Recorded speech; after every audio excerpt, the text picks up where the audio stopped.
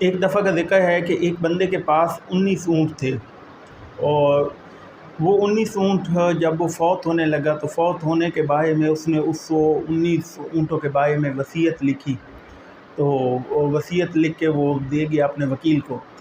جب وہ فوت ہو گیا تو جب وہ کھولا گیا اس کے وصیت نامے کو، تو اس نے اس وصیت میں لکھا تھا کہ یہ جو میرے 19 اونٹ ہیں اس میں سے آدھے اونٹ میرے بیٹے کو دینے ہیں، 19 میں سے آدھے اونٹ میرے بیٹے کو دینے ہیں، اور 19 میں سے 5واں حصہ میری بیوی کو دینا ہے، اور اس کے علاوہ چوتھا حصہ جو 19 میں سے ہے وہ میری بیٹی کو دینا ہے۔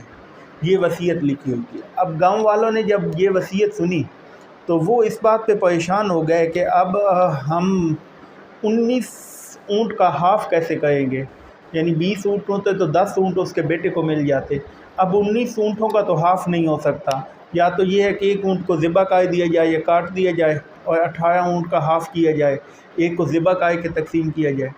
اب یہ وہ، اور دوسرا اگر یہ ہو جائے فرض کرو یہ 19 اونٹوں والا مسئلہ حل بھی ہو جاتا ہے، تو اس کے بعد جو ہے وہ جو 5واں حصہ وہ 19 کا کیسے نکالیں گے؟ اب پھر اس میں سے ایک اونٹ ذبح کرنا پڑے گا، اب اسی طرح پھر چوتھا حصہ جو ہے وہ نکالنا ناممکن ہو جائے گا، چوتھائی حصہ 19 کا۔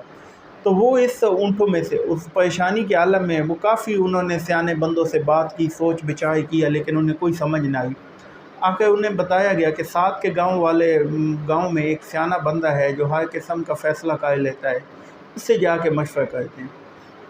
وہ تو کچھ بندے گئے اور اس کو جا کے بلایا، وہ اسی گاؤں میں آ گیا، وہ اپنے اونٹ پہ آیا، وہ آ کے اس نے ساری بات سنی، ساری وصیت پڑھی۔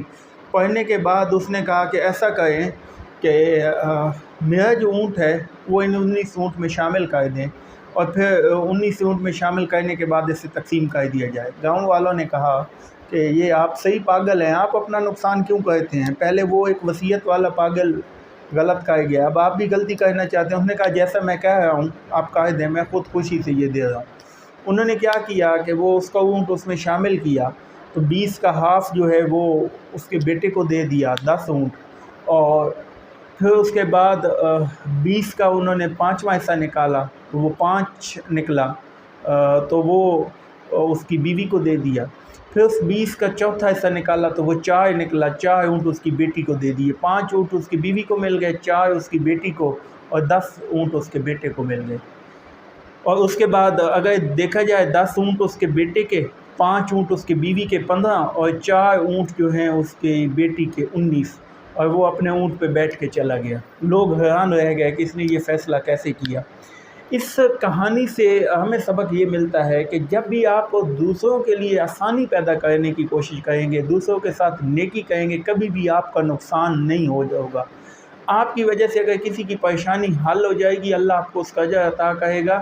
آپ کے کسی کو دینے سے یا کسی کی مدد کرنے سے، کسی کی پریشانی کو کم کرنے سے کبھی بھی آپ کا نقصان نہیں ہو سکتا۔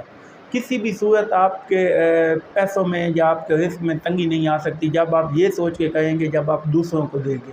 تو دوسروں سے دینے سے کبھی بھی آپ کا جو ہے وہ نقصان، اور دوسروں کے لیے آسانیاں پیدا کرنے کے لیے، اور یہ نیچرل قانون ہے، جو انسان دوسروں کے لیے آسانی پیدا کرتا ہے اللہ عز و جل اس کے لیے آسانیاں پیدا کرتا ہے۔ تو اپنی زندگی کو آسان بنانے کے لیے بھی دوسروں کی زندگی کو آسان بنائیں، دوسروں کے لیے جو ہے وہ آسانیاں پیدا کریں۔